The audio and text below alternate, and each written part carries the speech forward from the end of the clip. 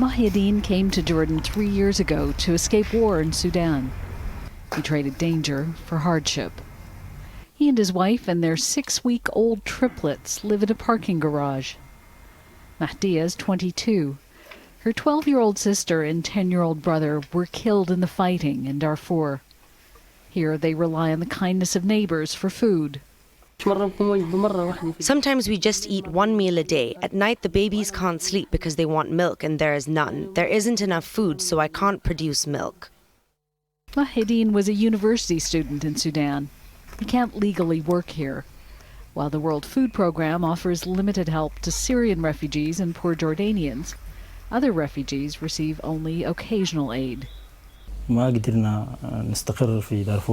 We couldn't stay in Darfur. I don't even know where some of my family is. I left South Sudan and came to Jordan for protection.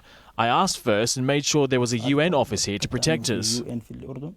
He learned not to complain too much when Jordan sent back more than 400 refugees to Sudan in December. The deportations followed months of protests by some of the 3,500 Sudanese refugees in Jordan.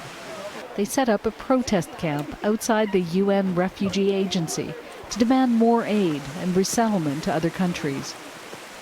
While protests are illegal without a permit, returning refugees to the countries they fled from violates international law. The refugees say Jordanian security forces put them on buses, telling them they were going to be resettled. Instead, they took them to the airport and flew them back to Sudan. Some are believed to have been arrested. Others have made their way to Egypt. The UN Refugee Agency says it tried to stop the deportations. But Jordan feels overwhelmed by the refugees. There's a war going on from about 90 kilometres from where we're sitting at the moment. You go to the east, you've got Iraq. You go to the west, you've got Palestine and occupied territories. It's a pretty tough neighbourhood in which Jordan is located, and there's a zero tolerance towards people who may be disruptive. Mohideen says as bad as it is here, it's better than Sudan.